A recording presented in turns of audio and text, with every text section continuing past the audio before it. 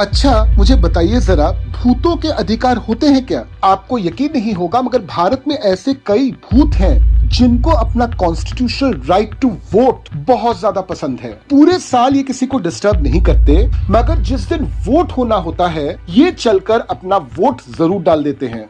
आपको ये इम्प्रैक्टिकल लग ही सकता है मगर यही सच है।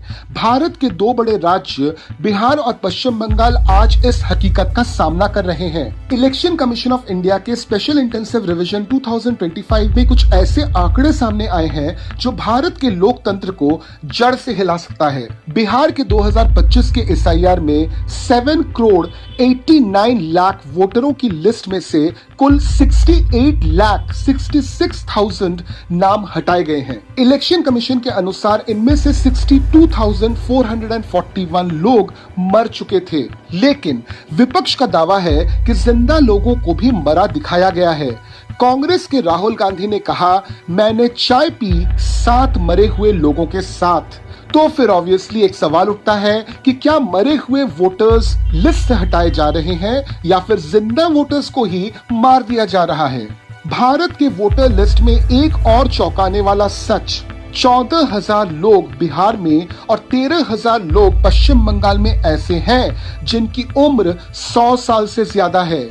इलेक्शन कमीशन की जांच में पाया गया कि इनमें से आधे से ज्यादा लोग अब इस दुनिया में ही नहीं हैं, कुछ तो 10 साल पहले ही मर चुके हैं। पश्चिम बंगाल में इलेक्शन कमीशन ने 2002 से अब तक का डेटा खंगाला।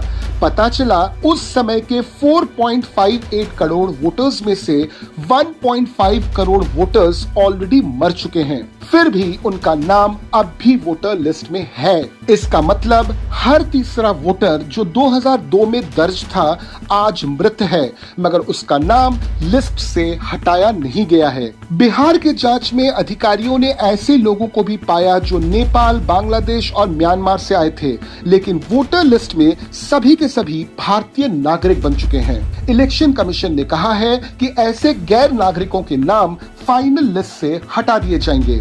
अब ये जो पूरा का पूरा रायता फैला हुआ है, इलेक्शन कमीशन इस गड़बड़ी को डिजिटल तरीके से सुधारने में जुटा हुआ है। डेथ रजिस्ट्रेशन डेटा, आधार लिंकिंग और डोर टू डोर वेरिफिकेशन से हर मृतक वोटर को चिन्हित करने की कोशिश की जा रही है। जब लाखों नाम बिहार में हटे तो मामला सुप्रीम कोर्ट तक पहुंचा। 13 अगस्त 2025 को कोर्ट ने कहा, हर डिलीटेड नाम की लिस्ट प्रकाशित होनी चाहिए और हर वोटर को अपना दावा करने का मौका मिलना चाहिए। अब हर डिलीटेड वोटर की list online as well as newspapers में पब्लिश होगी ताकि हर नागरिक खुद जांच कर सके कि उसका नाम कहीं गलती से वोटर लिस्ट से हट तो नहीं गया। साफ साफ संदेश है, सफाई जरूरी है लेकिन पारदर्शिता उससे भी ज्यादा जरूरी है। 2010 में भारत में वोटर्स थे 73 करोड़। 2025 तक ये संख्या बढ़कर 97 करोड़ हो गई।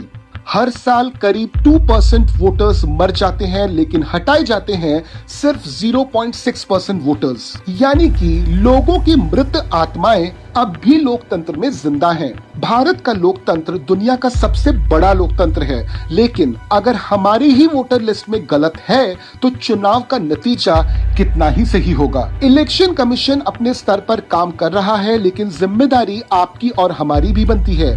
अपने परिवार के मृत सदस्यों का नाम हटवाना और अपनी जानकारी अपडेट करना, यही सच्चे लोकतंत्र की निशानी है। तो फिर आप ही मुझे बताइए, क्या आपके इलाके में भी कोई ऐसा वोटर है जो है तो वैसे मृत, मगर जैसे ही वोट का दिन आता है वो चला जाता है वोट डालने।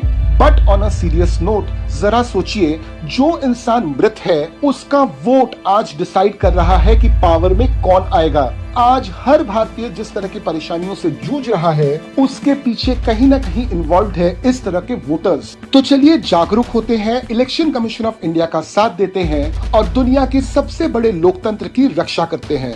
आपको भूतों से डर लगे ना लगे, लेकिन भूत वोटर्स से डर जरूर लगना चाहिए। तो चलिए मैं आपसे वापस मिलता हूँ अगले वीडियो में एक नए टॉपिक के साथ। जय हिंद।